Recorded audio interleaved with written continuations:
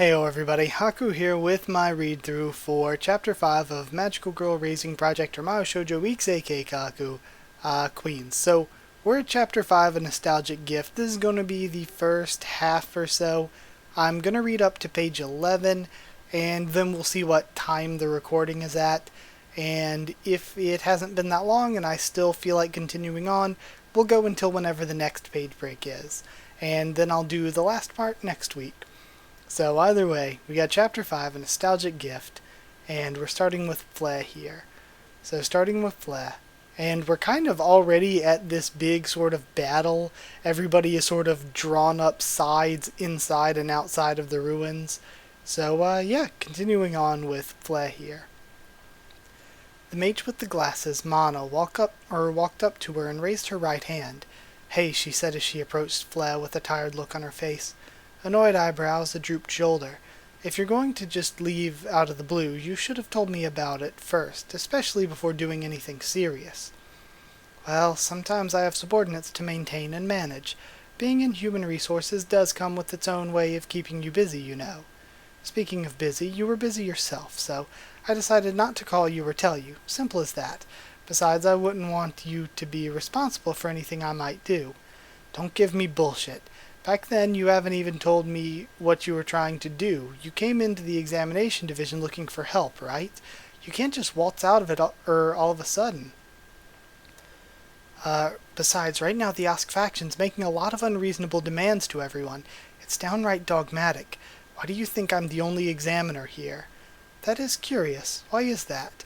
"Because if I submit the reports and everything to an official of the examination division, the whole department's going to be on lockdown discussing the proper course of action, or the standard operating procedure. A case this big, by the time the examination division's done talking about it, everything will already be over." "Even so." Pfle moved her eyes over behind Mana, a magical girl with a hoodie. "Let's just say my problems keep piling up," said Mana. "So, I'm a problem to you now, Uluru the troublemaker," said the magical girl. The magical girl puffed her cheeks out. Mana shook her head. Pfle recognized the voice of the magical girl. She first heard her on Mana's magical phone, then Pfle heard the magical girl shouting and screaming outside. Now she's here. "It seems like the two didn't really get along that well. Please, save Snow White, Bone." A sudden voice popped out of the magical girl named Uluru's magical phone. She took it out of her pocket, and a stereoscopic image of a cyber fairy appeared before her. Pfle was shocked. "Oh my," she said, as a smile appeared on her face. "Oh yeah, because they know one another. I heard your voice on the phone, but I assumed it was another cyber fairy.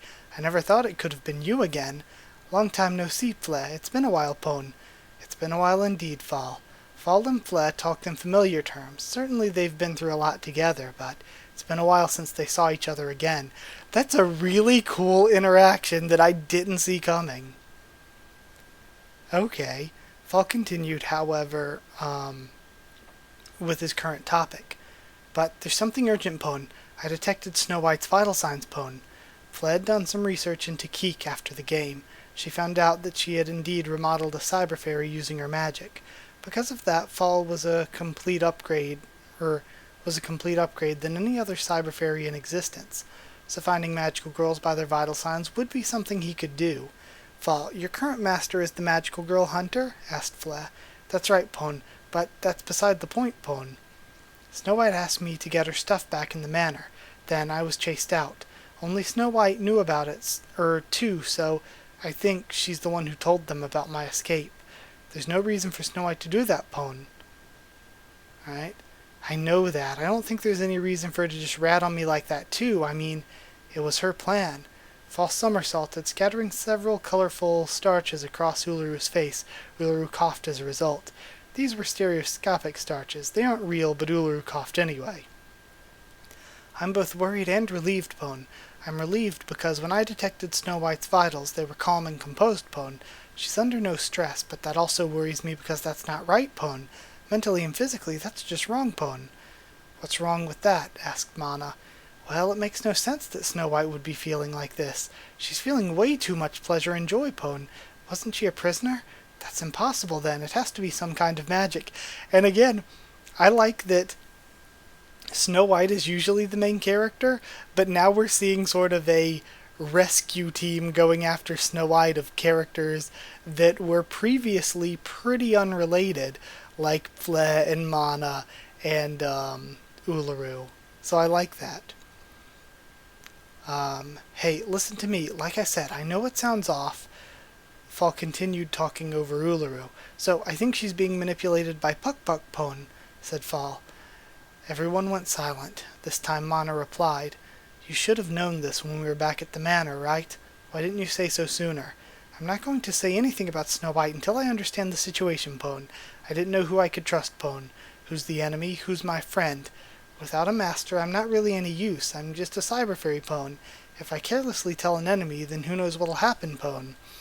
And this might be bad, because what if Pfle is actually an enemy? So, Mana bit her lip. She understood why Fall needed to know friend from foe, and certainly didn't blame the cyber fairy. Pfle tilted her head. The atmosphere in this place is dry, even for a magical girl. I'm curious. I know Puck's trying to activate this ancient device. How does Snow White's magic factor into all of this? Nothing that I know of, Pon. Then Snow White's not actually being used to help activate the device. Her duties lie elsewhere in the Puck faction, said Pfle. Mana nodded. I agree. If it's not for anything Puck plans to achieve, then she's probably being used as the general of the army, replied Mana. Pfle licked her mouth, moistening it in the dry air. So, the magical girl hunter is against us. She's a dangerous enemy, not one I'd underestimate. Since she's the magical girl hunter, it makes sense that she'd be in charge of defense, laying out traps and ambushes. We shouldn't underestimate her. If we're really going up against Snow White, we need to know more information before we go in, said Mana. I studied up some of her previous cases before. I could look them up again. For now, we need to work together to outmaneuver her. Snow White, the magical girl hunter, is a dangerous opponent. She's in her element because she has everything that a hunter would ever need. A hunting ground, some traps, and her prey. The next moves will have to be done carefully in order to not fall into her traps.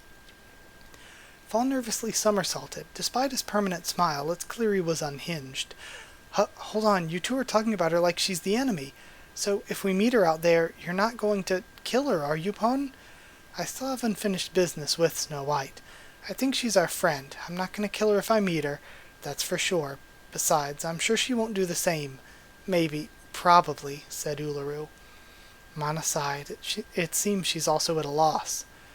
Look, if I'm going to level with you, I'll try my best not to do anything rash, but in the heat of battle, if push comes to shove, I'll shove.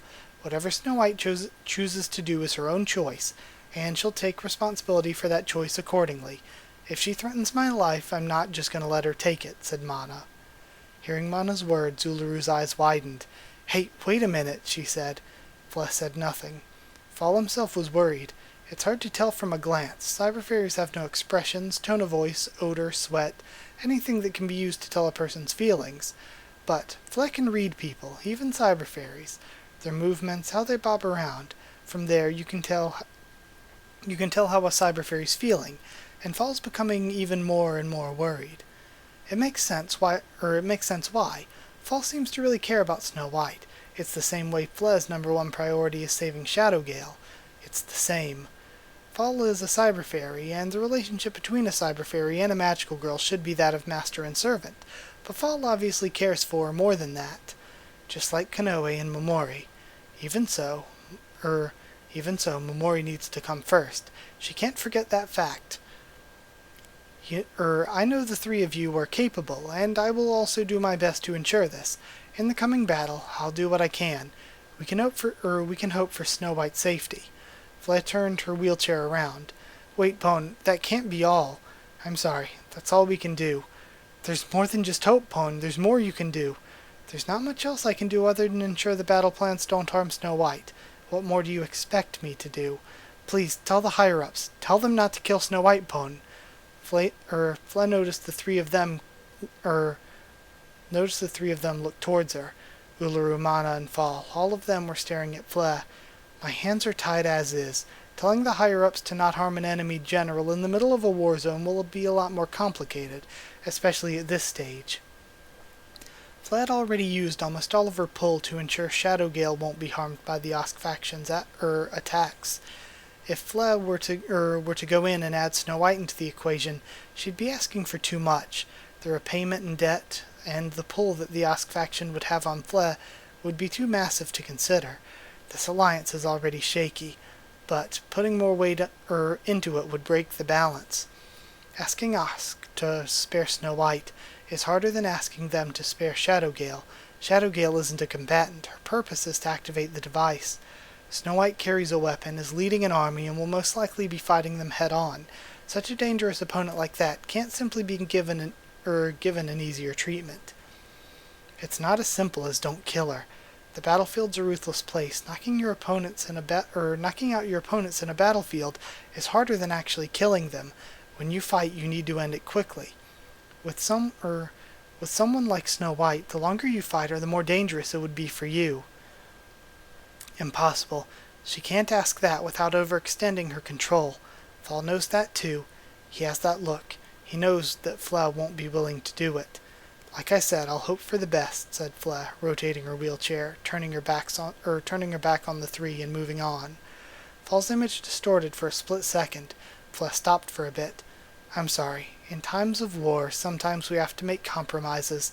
There's little room for empathy. Pfle moved her wheelchair forward. Uluru shouted out, "Wait, hey, listen to me." Pfle ignored Uluru's cries. She kept moving forward, not looking back. "Pfle, can you at least talk with me, Pon?" Uluru and Mana looked at Pfle. Pfle stopped her wheelchair again. This time she turned around and looked back at Pfle. Pfle's movements were stiff, but still bobbing. "Just the two of us, Pon. Let's talk in private, Pon." Pfle and Pfle took a long look at each other. And now we're going to Uluru's point of view. Who was she? That was the head of the Human Resources Division. You've met her before in the car on the magical phone. Oh, her. Yeah, her voice sounded the same, I guess. I'm surprised you're interested. Doesn't seem like something you'd care about. I just wanted to know if she was an important person is all. Psh, take it from me, she's a bitch. To Uluru, Mana acted almost like a child. She's a mage who dresses up almost exactly like a magical girl would. However, mages and magical girls aren't the same. There were almost as many mages as there are magical girls in the service of the three sages. Some of them she's heard to be hundreds, if not thousands of years old. That's the stories the Uluru's heard of, but Mana seems very young in comparison. She's just a kid trying to be someone bigger, and she's talking down to Uluru? Just because Uluru's following Mana doesn't give Mana the right to just drag her around like some pet. That's why Uluru spoke up and asked her. Why are you here? I'm here to catch criminals. That was a quick response. So, you're not trying to stop the ritual like everyone else here's talking about? If I catch the criminals, there won't be any ritual. That's way too optimistic. At least I'm actually doing something unlike you. That hurt. That statement hurt Uluru. Why did it hurt? Was there a sting of truth in there somewhere? Is it because Uluru's more passive than the others about stopping Puck-Puck's ritual? Uluru only came here because she was thrust into all of this after escaping from Puck-Puck. Well, I'm here for a reason too. I'm gonna stop the bad guys, and I'm gonna make sure they won't do anything bad to anyone. Snow White was supposed to do that with me. If Snow White's is a bad guy now, then Uluru will stop her too. Then maybe I can stop Frederica. Does the examination division even know about her? Mana widened her eyes. She gritted her teeth. Uluru saw Mana's expression and was a bit afraid.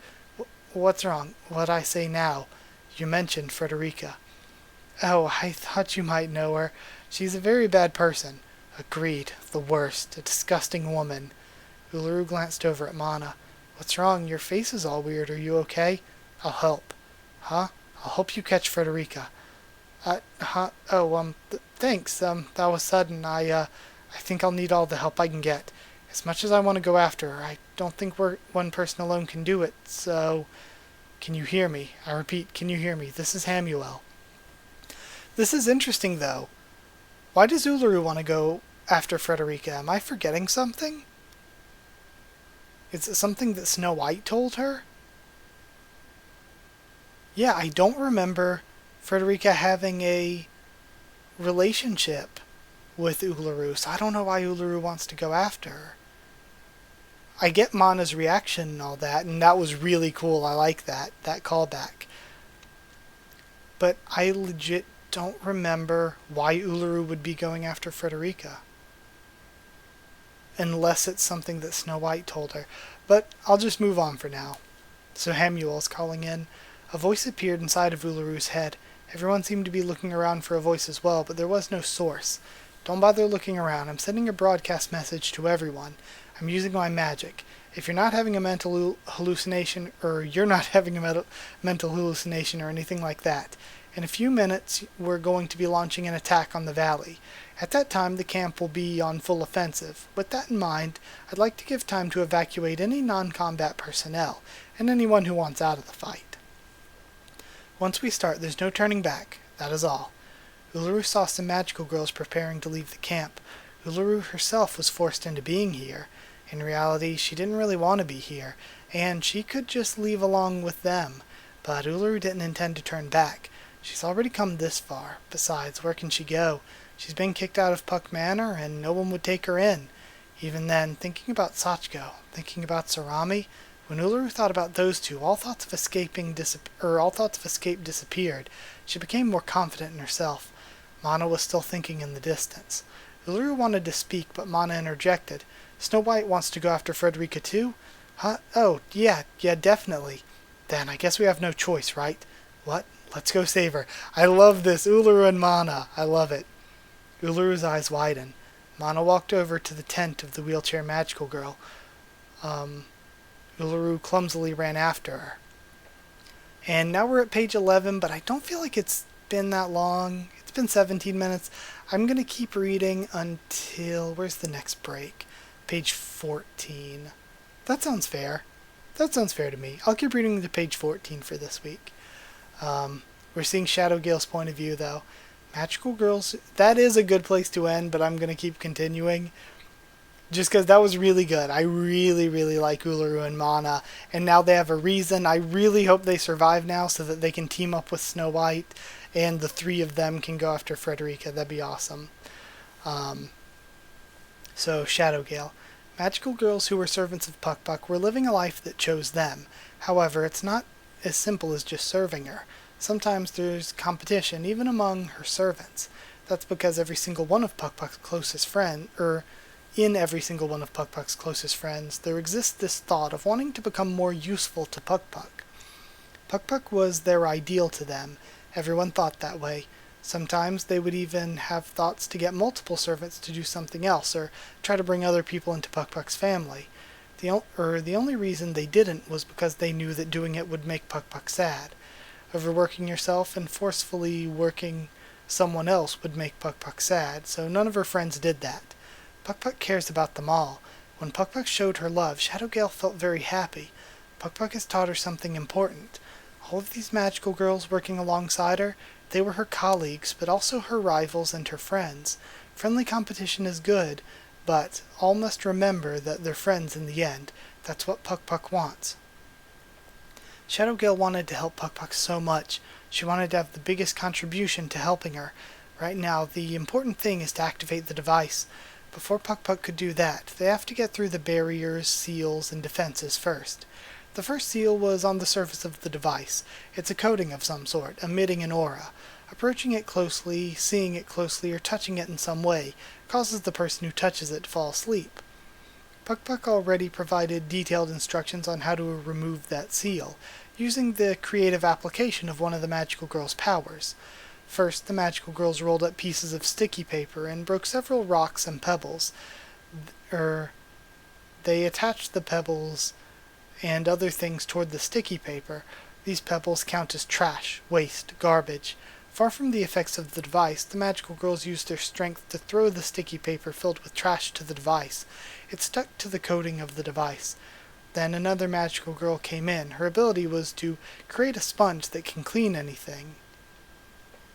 Placing that sponge on a long stick, the magical girls rubbed off the trash-filled coating of the device, and the first seal easily came off, as it was cleaned alongside the trash. Then something happy happened. Hey everyone, wow, it looks like you're hard at work as always. Happiness filled Shadowgale's heart. Puck Puck came to see us. Puck came to see our progress. I'm so happy. She came towards them with cookies and a bow. One by one, Puck gave the cookies to the magical girls, their faces shining with joy as they ate it. Shadowgale also took one bite of it. It was super delicious. Shadowgale's smile bloomed like a flower. Puck is so scary and well written, it's so good. Magical girls don't need a supply of sugar to the brain. Functionally, cookies did nothing, as they didn't need to eat, but these cookies were gifts from Puck. The cookies brought Shadowgale closer with Puck, and she wanted that so much. It healed her whenever she got close to Puck. She became more optimistic, she would work more efficiently, and her day was instantly brightened whenever Puck visited her. But all happy things must come to an end. I wanted to tell everyone here something. I'm sorry, but I've got some important things I need to take care of, so I can't be checking in on you guys all the time, even though I wanna. Shadowgale became very sad. Her face turned into a frown. The other magical girls did too. Puck not visiting them would make Shadowgale's heart miss her. Hey, don't worry, okay? You guys know I'll always be here with you in spirit. She's right. Puck's always in their hearts and in their thoughts. Whenever they got really sad, Puck always knew what to say. She just made Shadowgale happy before she cried at the sadness of not being with Puck.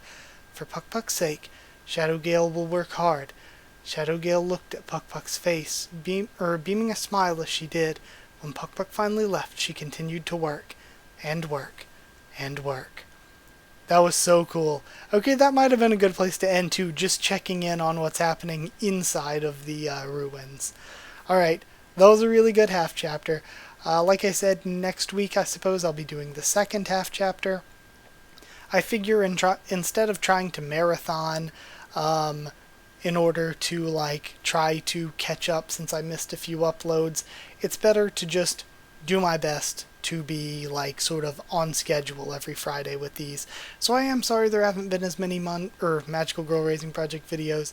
But yeah, either way, thank you for watching. I enjoyed that. If you did like the video, comment down there to tell me what you thought of the first half of this chapter, or my thoughts and reaction to it. Subscribe for more Magical Girl Raising Project, much more on the channel. Follow on Twitter if you want. If you want a link to the Discord server, just ask and I'll give you one. If you want to help support the channel and help me keep making videos on Patreon, it is patreon.com/Haku of the Tubes, or a link will be in the description. But that is it. Thank you for watching, and I'll see you all next time.